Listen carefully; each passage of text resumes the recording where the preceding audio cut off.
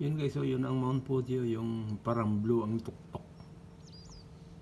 Kitang kita ito sa bahay namin guys. Medyo malayo siya, ilang kilometro kayo ito. Pero kitang kita guys sa bahay. Ito yung blue. Yung parang blue ang hugis ng ano niya, tuktok niya. Yan ang Mount Fuji ng Japan. Isa sa medyo malaking vulkan dito sa Japan. Pero pag iniinis niya,